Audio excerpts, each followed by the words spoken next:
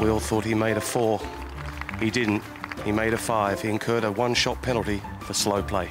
It's official. He has taken a lot of time over a lot of shots today, and unfortunately, once you're on the clock, you've got to speed up. It's simple as that. He knows that. Well, it's one of the most severest penalties you can have, but they're a long way behind the group ahead.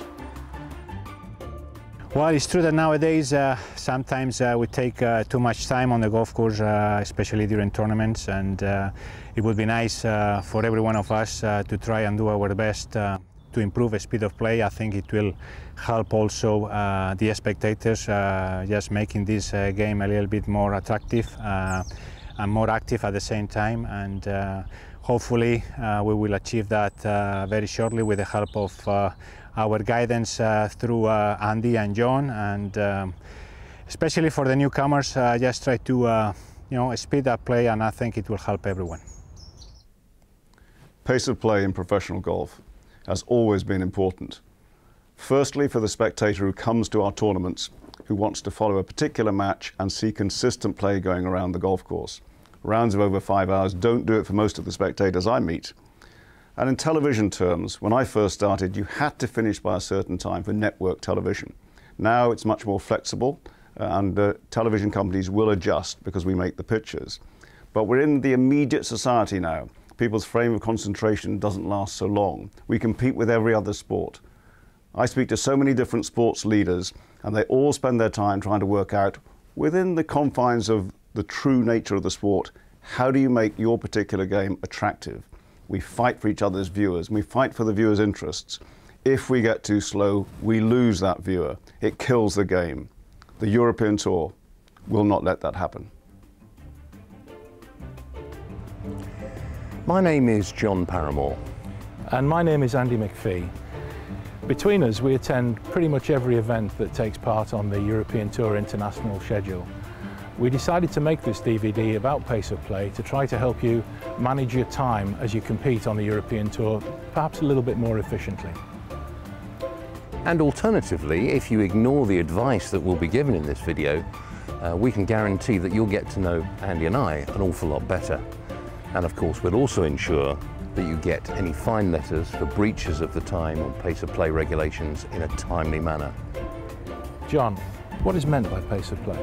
Well, very simply, Andy, it's the time it takes for a group of players to complete 18 holes of golf.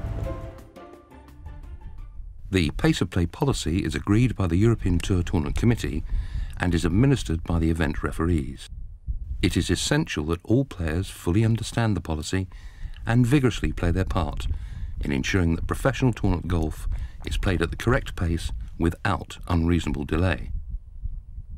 This short film will attempt to provide some practical examples of how players can firstly avoid being timed by the officials, secondly provide some examples of how to save time, and thirdly demonstrate how the policy will be implemented on both the European and Challenge Tours during the season.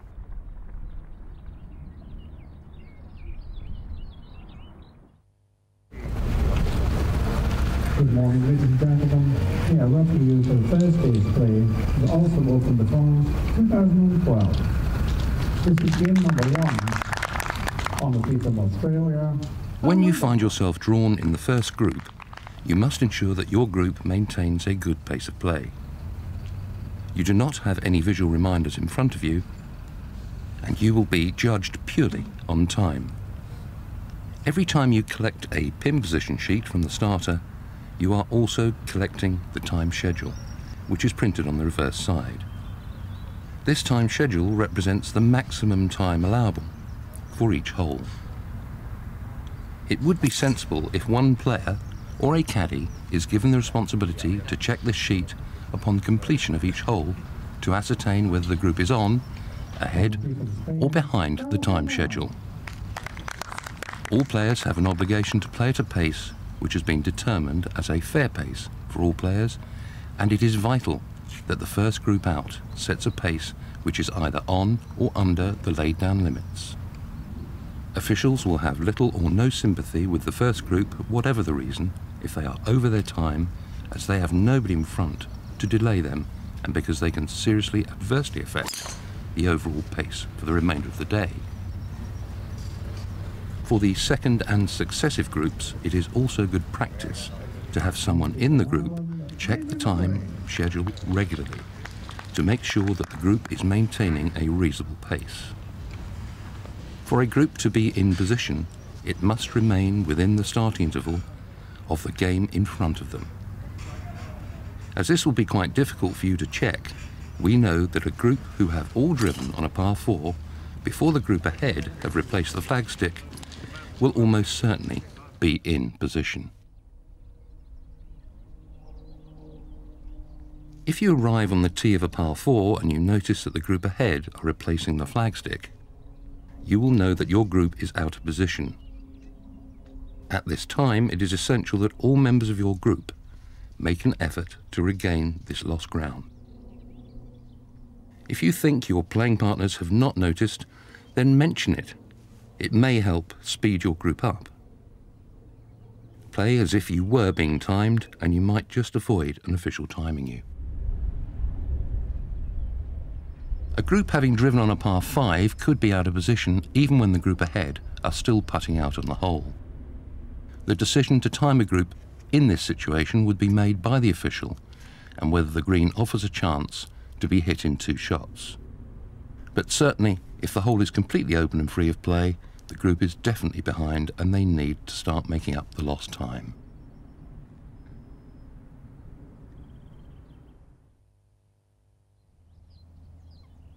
As you can see from this picture, the flagstick is being replaced on this par 3 hole, and as the camera pans back, it is clear that the following group is not even on the previous green. They are clearly out of position. But remember, out of position is defined by being over the scheduled time and more than the starting interval behind the group in front. So do not allow the players ahead to lose you. In the event that your group is only very slightly out of position, the official may decide to give you a verbal warning, or alternatively, he might inform you that the group in front has just gone on the clock and is being timed. If either of these messages is given, it is important that your group makes a considerable effort to keep position, because this warning means that your group is being scrutinized by officials, and if no time is recovered, it is almost certain that your group will also end up on the clock. During this time, an official may determine that one or more players is making the desired effort to make up the time, whilst another may not be. In this event, the official may decide to just time 1 or 2 of the group of 3. In this instance, the official will so advise all players in the group. However, if the entire group is to be timed, then the official is not required, under the conditions of the European Tour, to advise any of the players that they are being timed. Remember that there are fines incurred by individuals for reaching certain numbers of occasions of them being officially timed. There will be occasions when the group ahead experience a delay, such as a lost ball or a ruling, and those players who have been timed will find themselves back in position and off the clock. However, if the hole is normally one where players regularly have to wait, the official may time a group into a similar wait. So, in short, if you want to avoid being timed, keep up with the group in front of you, or keep on or under the time schedule. So now you've heard how you can avoid getting timed by a referee, what happens if you fail and have found yourself being timed, either as a group or an individual? The most obvious answer is to get off the clock as soon as possible without breaching the time limits for any of the strokes which are being monitored. Everybody has their own pre-shot routine, and as soon as that is interrupted, it will begin to feel uncomfortable for the player.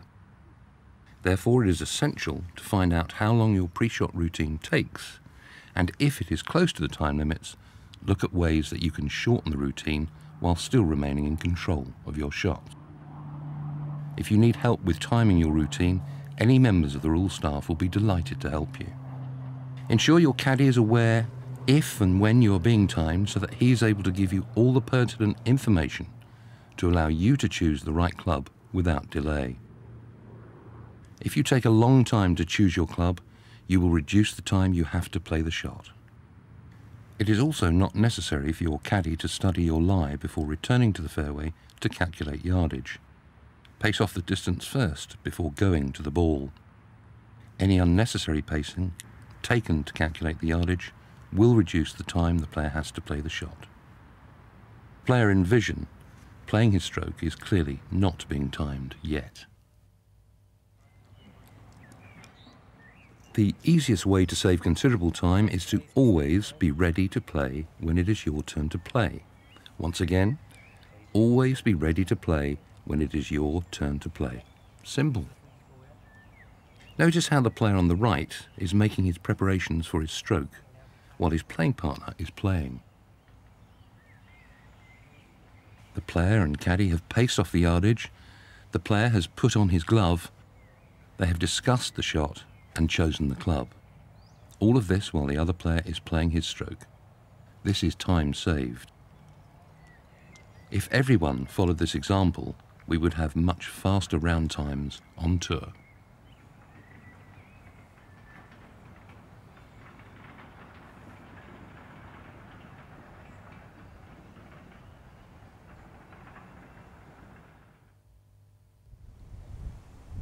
This next example shows the player in front testing the wind in advance by throwing some grass in the air. But he then stops his preparations and watches what his playing partner is doing. He could be putting on his glove, choosing a club, or otherwise saving time.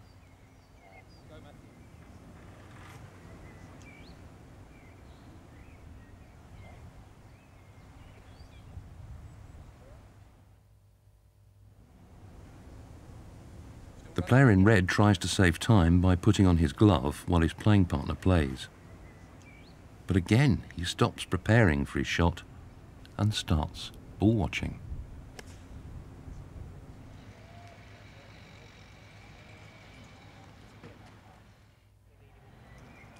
When on the putting green, use the time taken by your playing partners to work on your putt so that you have the line worked out before it becomes your turn to play.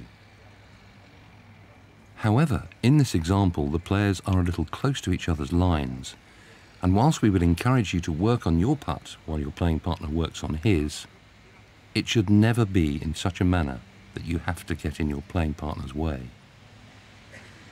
All of this is good common sense, but unfortunately, it is all too often forgotten on the course. I like to play quickly. I feel like everyone enjoys the game a lot more when the course is moving and you're not having to wait on shots all the time, and you're not having to wait on the group in front of you. And I think you ultimately play better. You don't have as much time to think about your shot. You don't. You just step up. You're decisive and you go and you hit your shot. So, some of the best rounds of golf I've played have been,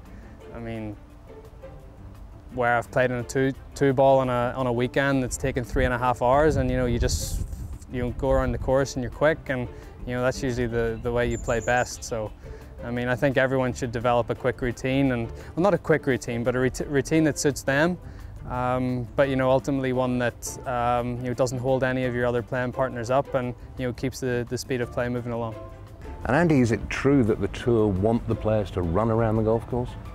Not at all. The pace of play is usually set at a very reasonable rate, and all we want to do is, often when we speak to a group on the course, we just want any gaps that develop naturally to be closed as quickly as possible. One of the most frequently asked questions is, when does the official start the stopwatch? All of this is stated in full in a pamphlet mailed to each member annually and available on site at every tournament. We are now going to show you some footage of all players in a group playing from the tee of a par 3, a second example of a group playing approach shots to a par 4 hole, and the last example showing a group chipping and putting around a putting green. This will illustrate just how much time you have to play a stroke and the length of time that some players take to play a stroke. In this first example, the player in the blue top is to be commended for arriving at the tee so early. But a note of caution, this should never be at the expense of leaving the previous green before the hole has been completed by all the players. Once all players and caddies have arrived on the tee, the player will be given sufficient time to calculate his yardage, sufficient time to be able to tee the ball, and a count of 3 seconds before the watch is started. I must stress that the word here is sufficient, and this must be estimated by the official, rather than the player taking his time to perform the act and thereby causing a delay. The player in the blue shirt did take a long time to tee the ball, and therefore the watch was started before he had started to tee up his ball. You can see both of his playing partners preparing for their own shots, while the first player is playing his stroke.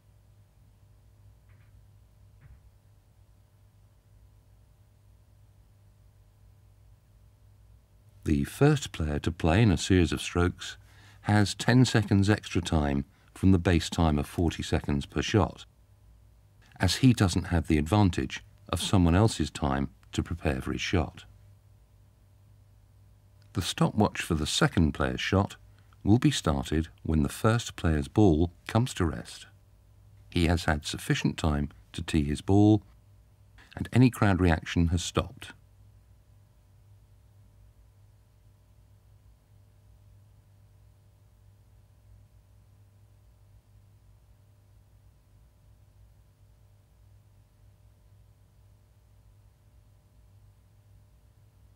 The second and third players to play in the series have only the base time of 40 seconds within which to play their shots.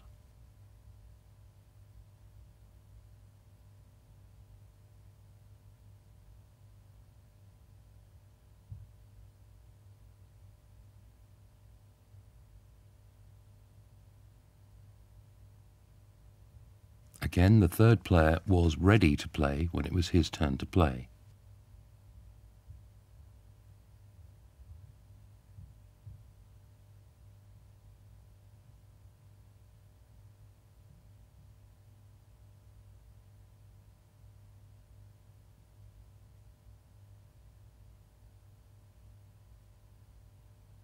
And again, he is capable of hitting the ball easily within the time limits.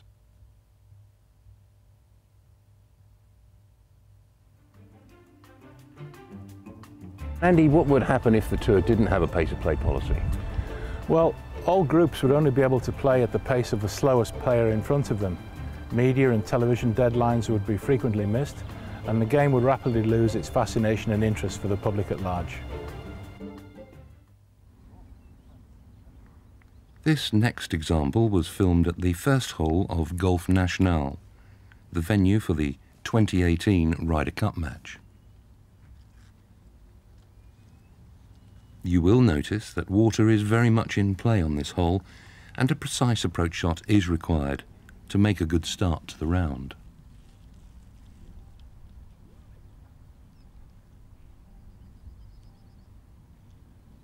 The player in the white top is first to play, but take a look at the other two players and you will see them already preparing for their shots.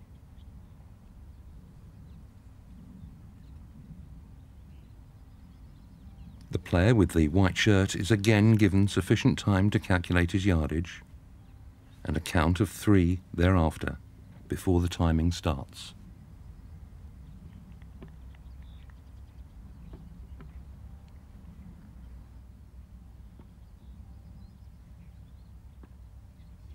He takes over 30 seconds to pull his club out of the bag, which gives him little or no chance to hit the stroke within the time limit of 50 seconds.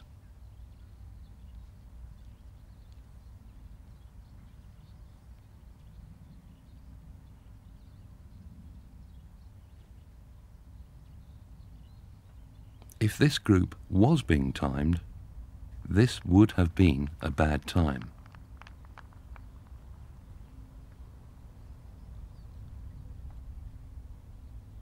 However, I'm equally sure that if the player was being timed, he would have hit the ball much more quickly.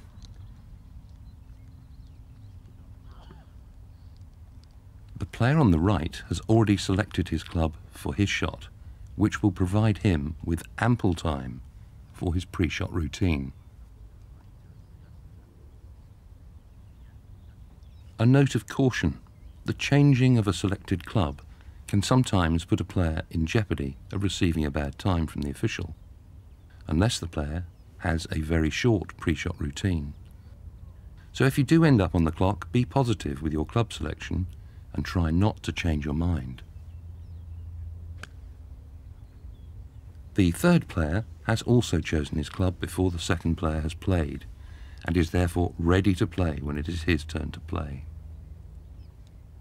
I believe you will all appreciate from looking at these examples that much time could and would be saved if all players started working on their shots, while others in the group were playing their shots.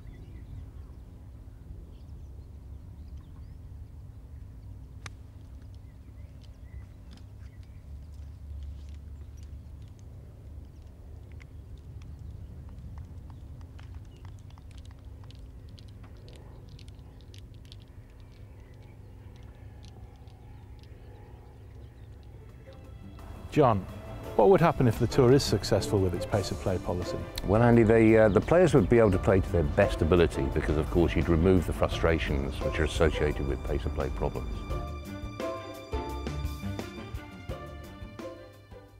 This final example shows a group approaching the green. Two of the players are short of the green in the rough, and the third player's ball is on the back of the green.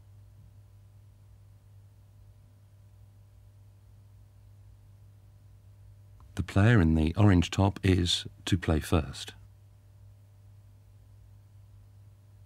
For a chip shot, we will allow sufficient time for the player to walk to a position where he can survey the landing area for the chip shot and a count of 3 thereafter.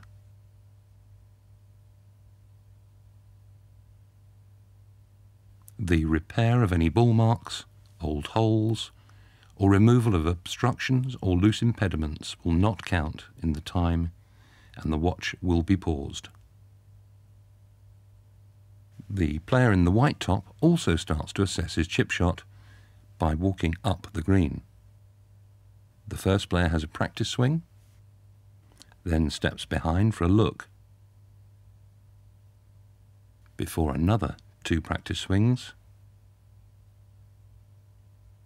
and a further step behind and look. All of this has caused the player to have a bad time.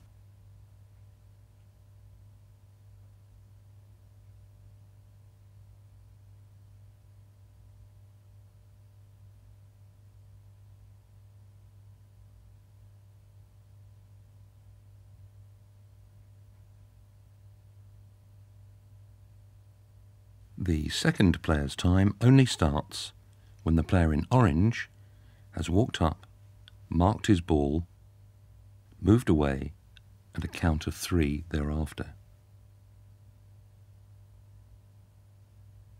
He is fortunate that the player in orange takes quite some time to mark his ball, which allows the player in white to again walk up to the green.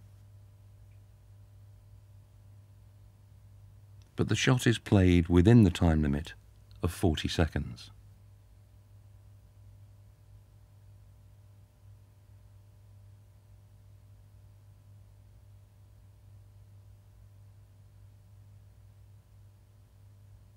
The third player has been unable to survey his putt in advance because of his proximity to the through lines of the 2 other players. But after replacing his ball,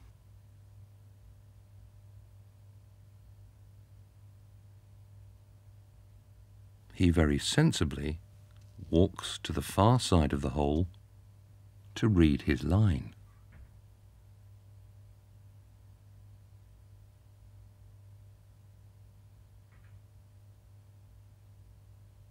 Again, the time doesn't start until all balls are marked, he has had sufficient time to start surveying his putt and a count of 3.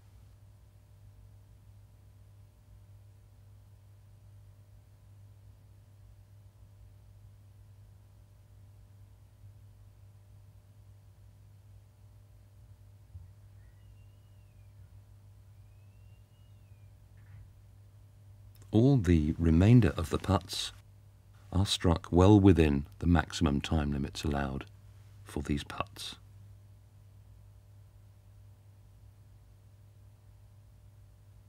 Officials will not give a bad time to a player who is in excess of the 40-second limit, but within 10% of the time limit. For example, 41, 42, 43, or 44 seconds, or between 51 and 55 seconds playing first in the group. However, if a player has 3 such times in the same round, he will be assessed by the officials a bad time.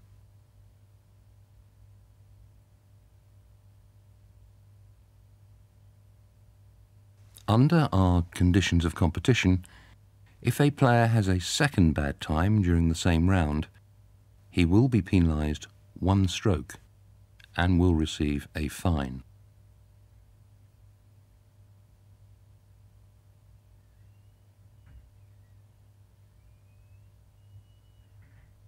Any player that has a second bad time during the season will be fined automatically, with any further bad times incurring fines of an increasing amount.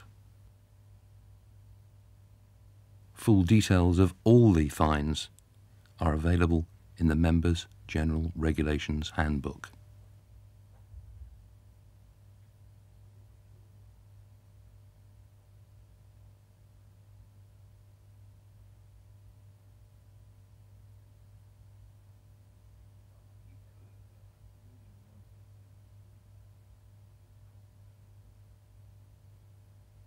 Gentlemen, if everybody tried to be ready to play when it was their time to play, round times would come down and our game would be even more attractive to our audience. So please, be ready to play when it is your turn to play.